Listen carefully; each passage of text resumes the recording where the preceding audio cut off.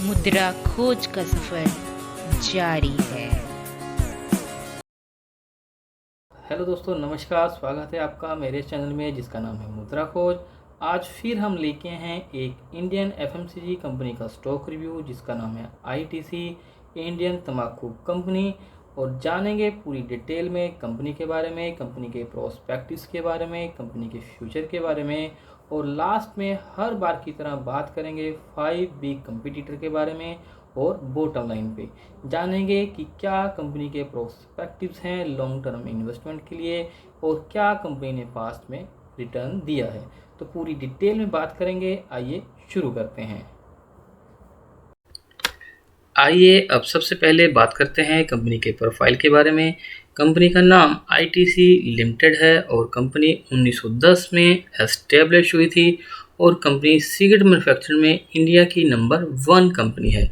और इंडस्ट्री की बात करेंगे तो कंपनी टैम्बैकू इंडस्ट्री में और होटल्स में और एफएमसी सेक्टर में अपना बिजनेस करती है। कंपनी का हेडक्वार्टर कलकत्ता में है।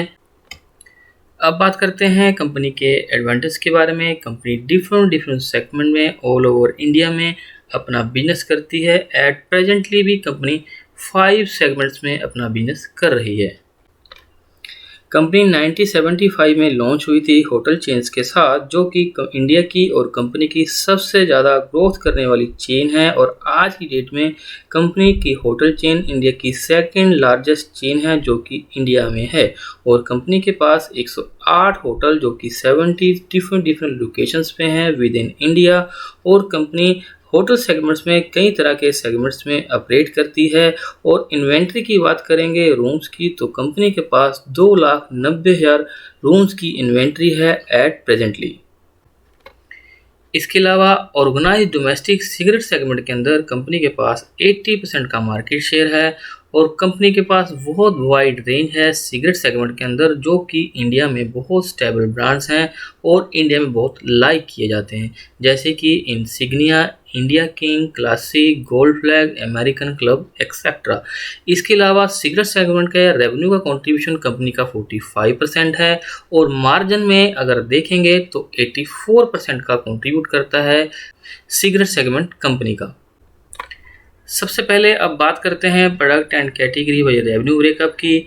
यहाँ पे सबसे पहले एफएमसी सिगरेट सेगमेंट है जो कि कंपनी के रेवेन्यू में 45% का कंट्रीब्यूशन करता है और मार्जिन में 84% का कंट्रीब्यूशन करता है। इसके बावजूद भी इस सेगमेंट की कंपनी की ग्रोथ जो है वो सबसे स्लो है, क्योंकि ईयर बाय ईयर जैसे जैसे इसमें टैक्सेशन बढ़ता जा रहा है, एक्साइज ड्यूटी बढ़ती जा रही है और इस कारण ये प्रोडक्ट और ये सेगमेंट बहुत प्रीमियम और महंगा होता जा रहा है और इस कारण इसकी ग्रोथ बहुत स्लो है। अब बात करते हैं एफएमसीजी एंड अदर की, जो कि कंपनी के रेवेन्यू में 28% का कंट्रीब्यूशन करता है।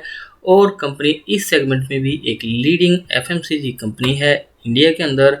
और कंपनी के पास 25 से ज़्यादा मदर ब्रांड्स हैं जो कि इस सेगमेंट में कंपनी डिफरेंट कैटेगरीज में अपने गुड्स को सेल आउट करती है, इंडिया के अंदर और इंडिया के बाहर भी।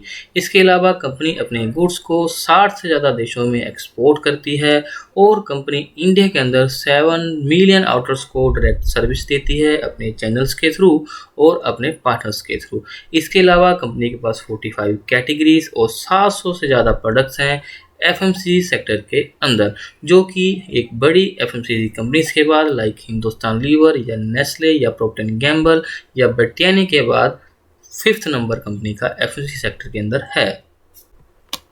अब बात करते हैं होटल सेगमेंट्स की, जो कि कंपनी के रेवेन्यू में 4% का कंट्रीब्यूशन करता है।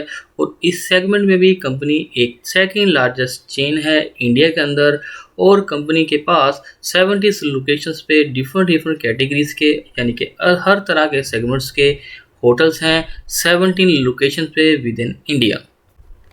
अब बात करते हैं paper board and paper and packaging पे, जो कि कंपनी के रेवेन्यू में 10% का कंट्रीब्यूशन करते हैं। यहाँ पे भी कंपनी एक लार्जेस्ट प्लेयर है अपने पेपर एंड पैकेजिंग सेगमेंट के अंदर। कंपनी यहाँ एक सबसे बड़े वर्टिकल पे काम कर रही है, जहाँ पे company eco friendly cups and plates यानी कि यूनिस्टल को मैन्युफैक्चरिंग करती हैं, जो कि यूजिंग के बाद डिसॉल्व हो जाते हैं और आने वाले समय में इन चीज़ों की बहुत डिमांड है, इसीलिए कंपनी इस पे अपना इन्वेस्टमेंट कर रही है। अब बात करते हैं एग्री बिजनेस सेगमेंट्स की, जो कि कंपनी के रेवेन्यू में 13% का कंट्रीब्यूशन करता है और कंपनी इस सेगमेंट में भी पिछले 100 सालों से किसानों के साथ मिलकर काम कर रही है और अपने एग्री बिजनेस को ग्रो कर रही है। इसके अलावा कंपनी एग्री बिजनेस में 60 से ज़्यादा कंट्रीज को कमोडिटी सप्लाईज करती है और कंपनी एक सेकेंड लार्जेस्ट वीट प्रोड्यूसर है इंडिया के अंदर, गवर्नमेंट कंपनी एफसीआई के बाद। इसके अलावा कंपनी आईटी सेक्टर में भी अपना बिजनेस स्टार्ट कर चुकी है, लेकिन वहाँ पे अभी कंपनी का स्टार्टअप है और कोई इतना ज़्यादा बड़ा इन्वेस्टमेंट नहीं है। और अब बात करते हैं premium form geography of region की। कंपनी का वैसे तो ज़्यादातर बिजनेस इंडिया में है और बात करें रेवेन्यू की तो कंपनी का 82% रेवेन्यू इंडिया से आता है और 18% का बिजनेस अदर कंट्री यानी कि अब्रॉड से आता है।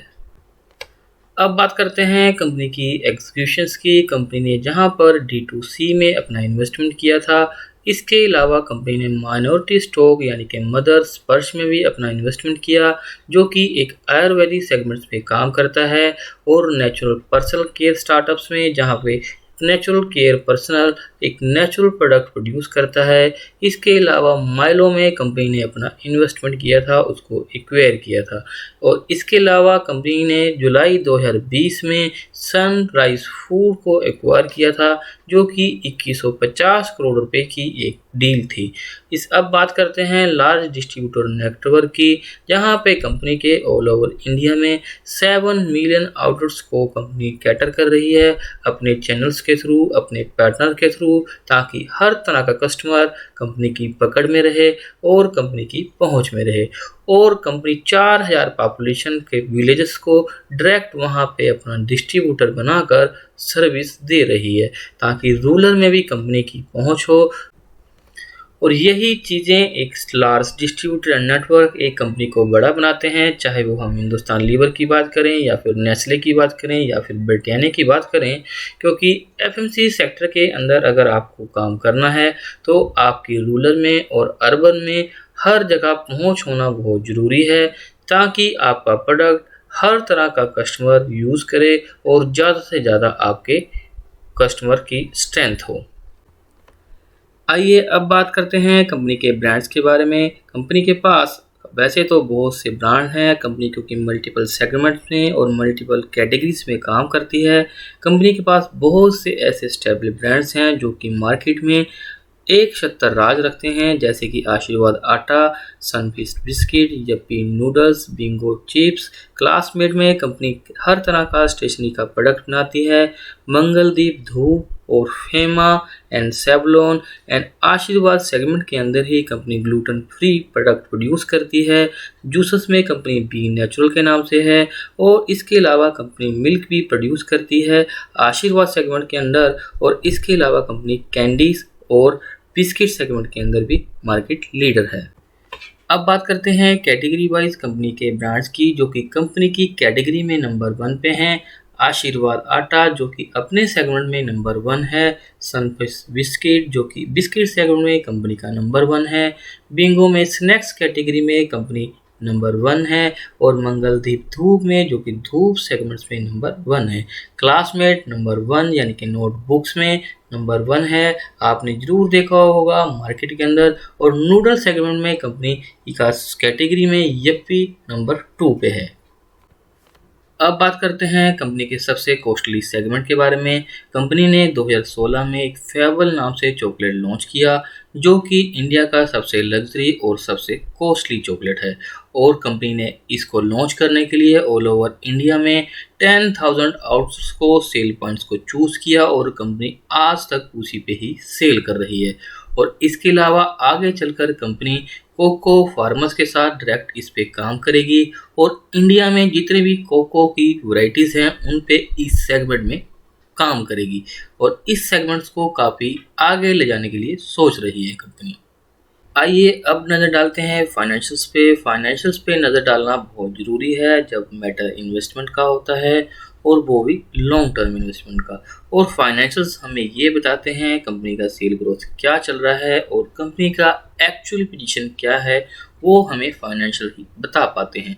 यहाँ पे सबसे पहले हम बात करेंगे ऑपरेटिंग प्रॉफिट की इसके कंपटीटर के साथ, यानी कि जो आईटीसी को मार्केट में कम्पिटिट देते हैं उनके साथ ऑपरेटिंग प्रॉफिट और नेट प्रॉफिट दोनों की हम बात करेंगे। तो यहाँ पे अब सबसे पहले हम ऑपरेटिंग प्रॉफिट की बात करते हैं। सबसे पहले आईटीसी यानी कि इंडियन तंबाकू कंपनी 17,065 करोड़ है ऑपरेटिंग प्रॉफिट। जीपीआई यानी कि गुडफ्राई इंडिया लिमिटेड 541 करोड़ है, और वीस्ट इंडिया यानी कि 411 करोड़ है। जी तंबाकू इंडस्ट्री 11.43 करोड़ है, और एनटीसी इंडस्ट्री जो कि तंबाकू इंडस्ट्री की ही कंपनी है 10.28 करोड़ है। अगर ऑपरेटिंग प्रॉफिट की बात करें तो यहाँ पे आईटीसी का ऑपरेटिंग प्रॉफिट वो सबसे ज़्यादा है। यहाँ पे कंपनी के ऑल ओवर बिजनेस में तंबाकू इंडस्ट्री 80% का कंट्रीब्यूशन करती है, चाहे वो ऑपरेटिंग प्रॉफिट का मामला हो या फिर वो चाहे नेट प्रॉफिट का मामला हो या फिर रेवेन्यू का मामला हो। अब बात करते हैं नेट प्रॉफिट की। अगर आईटीसी बात करेंगे तो 13,161 करोड़ है। जीपीआई 377 करोड़ है।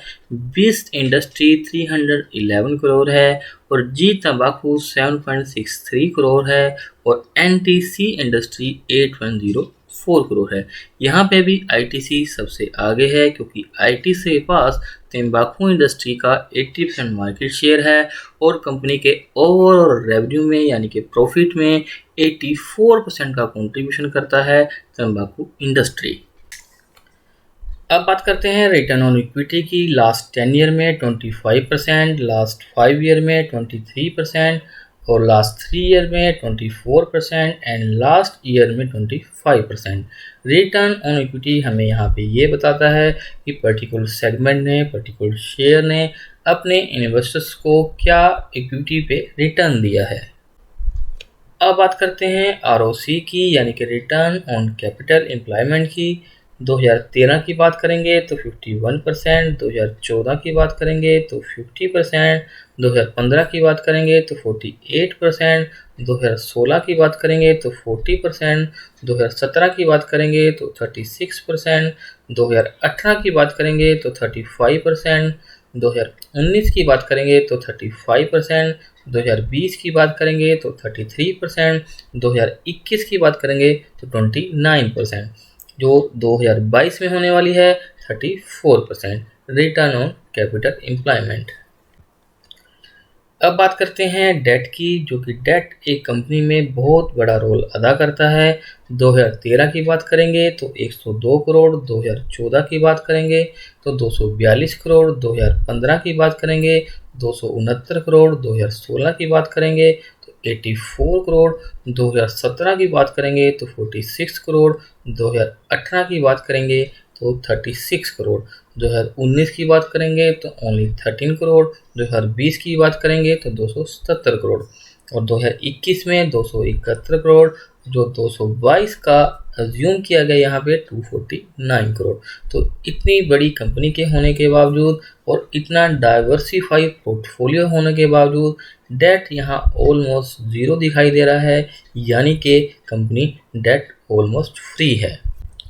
अब बात करते हैं कंपनी की सेल ग्रोथ की, यानी कि कंपाउंडिंग सेल ग्रोथ की।